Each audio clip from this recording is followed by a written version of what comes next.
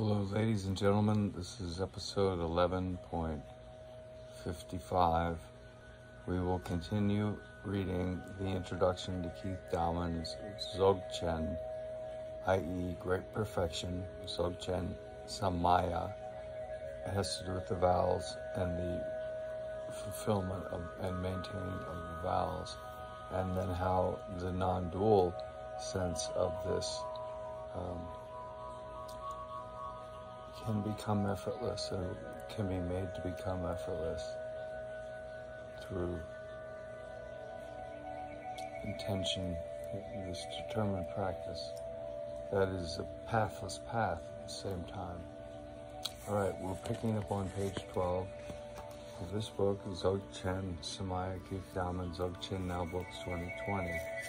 Experimental initiation into great perfection. Dzogchen truth arises without karmic cause or consequence, contingent upon nothing under a blue moon. An experiential initiation into the great perfection truth arises without karmic cause or consequence, contingent upon what? Contingent upon nothing under a blue moon.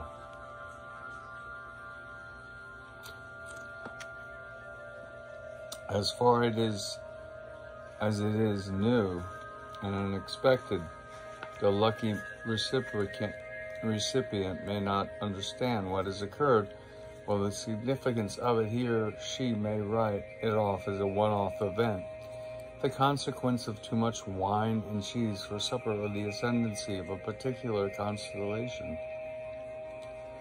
It takes a Lama versed in the immediate tradition or with experiential initiation himself to provide certainty of the indubitable, non-dual essence of it, and it is only with the provision of such certainty that the Dzogchen Samaya can be articulated, not always verbally. The indications provided by such a Lama in a formal mode are called pointing out, and the grandfather of all pointing out is given in the Yeshe Lama, Y-E-S-H-E, a capital L-A-M-A, Yeshe Lama, at the end of the Treco section, the cutting through section, pages 31 to 32. Well, we don't have that book here. To those who have not recognized initiation, the pointing out may give an intimation of the nature of mind that is associated with an amazing lightness of being. But this is only a foretaste. The real McCoy surely comes from within, not from an external sensory source. It is not possible that a particular articulation of it, poetic or rational, or logical, by an individual who understands it conceptually, derived from books, or even by a charlatan with poor second-hand references, can induce a reflected experience of it in karmically mature listeners.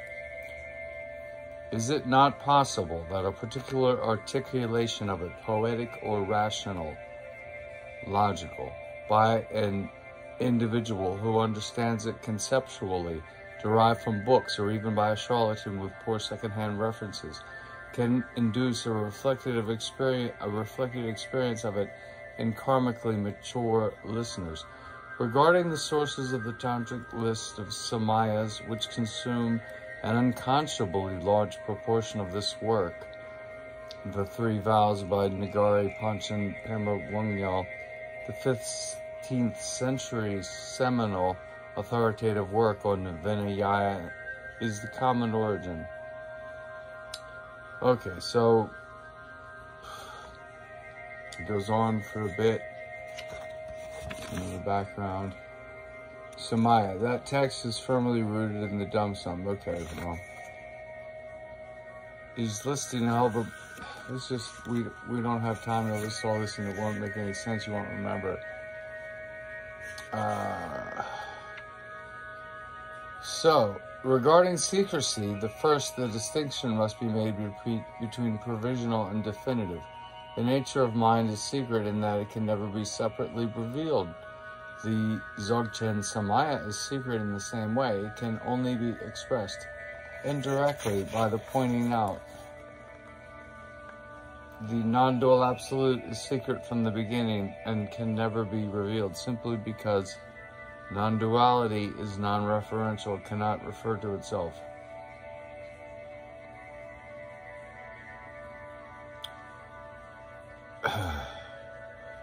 The non-dual absolute is secret from the beginning and can never be revealed simply because non-duality is non-referential and cannot refer to itself, or can only refer to itself.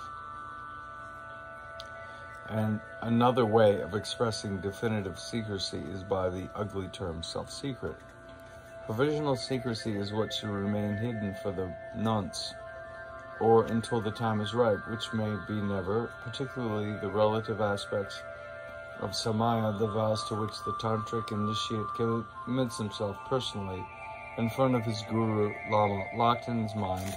Some would say until his enlightenment, others would say never, thus his own personal Samaya remains unspoken, unexpressed. Breaking this commitment is a serious lapse in the relative Samaya, and the breaker of vows is subject to momentous consequences, although, of course, the Samaya vows may be discussed academically, or in the abstract, as in the Dowman'S, or in the present kind of literature. To capricious nitpickers who maintain that any public discussion of Samaya is deleterious to the tradition, it may be retorted that the tradition in the East is in disarray and in the West is yet to take form that can be damaged or broken, but perhaps the best answer to such pettifoggers and pedants is to refer them to the special vow that must be maintained, defining cursing and swearing as verbalizing the meaning of symbolic language, regardless of secrecy at all times, fully aware that words are a totally inadequate medium of expression and transmission. We are always wrong in our attempts to articulate the nature of mind. A note regarding gender terminology in both all the traditions. The tantric practitioners were overwhelmingly males. There's no distinction in Dzogchen between instruction for men or women, and so.